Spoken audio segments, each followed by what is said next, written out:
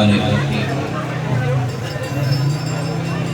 والتین والزیتون وطور سینین وهذا البلد الامین لقد خلقنا الانسان فی احسن تقویم۔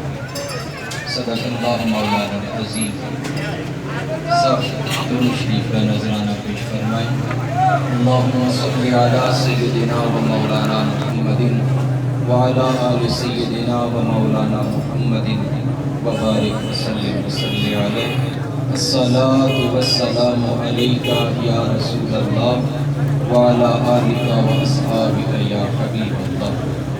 ہم دو صلاح کے بعد واجب صد تعظیم و صد احتشام اسٹیج پر جلوہ افروز جمیع سادات کرام، علماء کرام، مشائخ اعظام، بزرگان دین، جملہ تنظیمات اہل سنت کے سربراہان اور میرے سامنے موجود جملہ حاضرین و ناظرین و سامعین، السلام علیکم ورحمۃ اللہ وبرکاتہ۔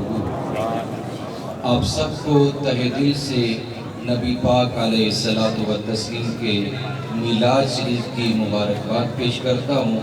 آپ کو بہت بہت مبارک۔ اس کے بعد ہمارے اسٹیج پر سیاسی سماجی شخصیات بھی جلوہ افروز ہیں۔ میں تمامی کے نام لے نہیں سکتا کیونکہ وقت انتہائی مختصر ہے اور نماز ظہر ہم نے اپنے مرکز میں جا کے ادا کروں گا۔ توجہ کے ساتھ سماعت فرمائیے گا۔ جو آیہ کریمہ سورۃ التین کی چند حصے تلاوت کی، اس کا معنی اور ایک روایت پیش کر کے اجازت چاہوں گا۔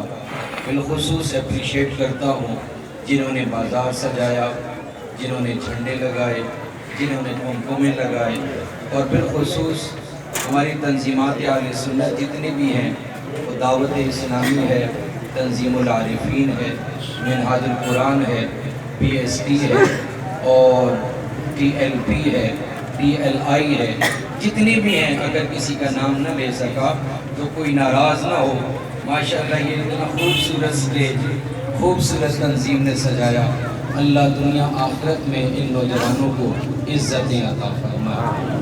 اللہ رب العزت نے ارشاد فرمایا، والتین، مجھے تین کی قسم، والزیتون، مجھے زیتون کی قسم، وطور سینین، اور مجھے طور کوہ طور کی قسم، وہذا البلد الامین، اور اس پیارے مکہ المکرمہ شہر کی قسم۔ کتنی قسمیں اٹھائیں اللہ نے؟ چار۔ والتین والزیتون وطور سینین وہذا البلد الامین۔ آگے پانچواں جو جملہ ہے، لقد خلقنا الانسان فی احسن تقویم، البتہ تحقیق ہم نے الانسان کو بہت خوبصورت بنایا ہے۔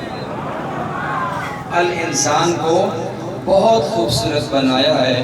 میرے ساؤنڈ والے دوست سمپل میری آواز رکھیں، میں اسی دھیمے لہجے سے گفتگو کروں گا، کوئی فقط پیغام پہنچانا ہے، ٹھیک ہے؟ اللہ نے ایک قسم تین کی اٹھائی، دوسری قسم زیتون کی اٹھائی، تیسری قسم کوہ طور کی اٹھائی، چوتھی قسم وہذا البلد الامین، اور اے میرے محبوب اس شہر مقدس کی قسم۔ پانچواں جملہ علماء بیٹھے ہیں، لام تاکید کا لایا، قد تاکید کا لایا، پھر صیغہ ماضی لایا۔ مفسرین نے فرمایا اگر اس ترتیب سے کوئی قرآن کی آیت آ جائے تو وہ بھی عام جملہ نہیں رہتا، وہ بھی جملہ قسمیہ بن جاتا ہے۔ پانچ قسمیں، اللہ قسم کے بغیر بات کرے تب بھی اس کی بات سچی ہے، لیکن پانچ قسمیں اٹھا کر اللہ نے فرمایا کہ میں نے الانسان کو بڑی عزت والا بنایا ہے، بہت خوبصورت بنایا ہے۔ میری تمام مخلوقات کے اندر اگر کوئی احسن ہے تو وہ الانسان ہے۔ کون ہے؟ الانسان۔ اب انسان کے بارے میں قرآن پڑھتے پڑھتے دوسرے مقام پہ پہنچا تو کبھی قرآن انسان کو عجول بھی کہتا ہے، کبھی ظالم بھی کہتا ہے، اور کبھی مظلوم بھی کہتا ہے۔ تو الانسان تو احسن التقویم ہے، اللہ رب العزت کی معزز ترین مخلوق ہے۔ اگر الانسان ظالم بھی ہے تو مراد پھر آپ اور میں نہیں، بلکہ یہ معرفہ ہے، نکرہ نہیں۔ ناؤن اور پروناؤن میں فرق ہوتا ہے۔ جب بات معرفہ میں ہو تو بات خاص ہو جاتی ہے، اور جب بات نکرہ میں ہو تو بات عام ہو جاتی ہے۔ میں کہوں کہ کتاب بہت خوبصورت ہے تو آپ پریشان ہو جائیں گے کہ مفتی صاحب کون سی کتاب کی بات کر کے چلیں گے؟ انگلش کی کتاب، کیمسٹری کی کتاب، بایولوجی کی کتاب، یا کوئی اور کتاب ہے؟ میں یوں کہوں کہ الکتاب بڑی عظمت والی ہے، تو آپ سمجھ جائیں گے کہ اب کتاب کی بات نہیں، اب الکتاب کی بات ہو رہی ہے۔ کوئی عام کتاب مراد نہیں، بلکہ الکتاب سے مراد قرآن مجید فرقان حمید ہے۔ تو اب سمجھنے میں آسانی ہو گئی کہ اللہ فرماتا ہے مجھے تین کی قسم، مجھے زیتون کی قسم، مجھے کوہ طور کی قسم، اور مجھے اس شہر کی قسم، اور پانچواں جملہ قسمیہ بنا کے خدا فرماتا ہے کہ میں نے الانسان کو بہت خوبصورت بنایا۔ تو پھر الانسان کون ہے؟ ایک روایت کے مطابق الانسان سے مراد اگر کوئی ہے تو وہ آپ اور میں نہیں، وہ اولیاء نہیں، وہ غوث نہیں، وہ کتب نہیں، وہ ابدال نہیں، وہ نجبا نہیں۔ اگر الانسان سے کوئی مراد ہے تو وہ محمد مصطفیٰ کی ذات ہے، کیونکہ الانسان وہ ہوتا ہے جس میں کوئی عیب نہیں پایا جاتا، جس میں کوئی نقص نہیں پایا جاتا۔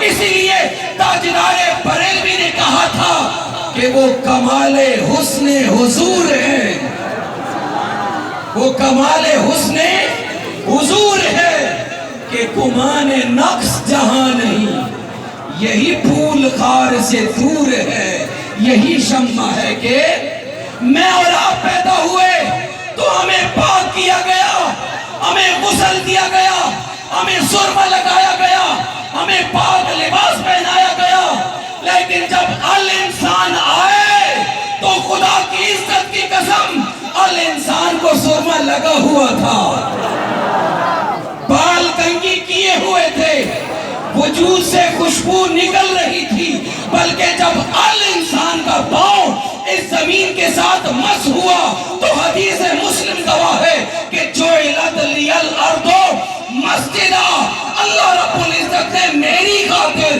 پوری زمین کو مسجد بنا دیا ہے۔ الانسان بے مثل، بے مثال، ہر عیب سے پاک، ہر نقص سے پاک، جس کے اندر تمام کوالٹیز پائی جائیں اسے الانسان کہتے ہیں، اور الانسان کوئی اور نہیں، وہ محمد مصطفیٰ ہے۔ سیدہ طیبہ طاہرہ بی بی سیدہ آمنہ پاک سلام اللہ تعالی علیہ ارشاد فرماتی ہے کہ جب اللہ کے محبوب کا نور میرے بدن میں منتقل ہو گیا تو مجھے محسوس تک نہ ہوا، مجھے محسوس تک نہ ہوا، میں نے پرندوں کی آواز سنی۔ امام جلال الدین سیوطی و دیگر کتب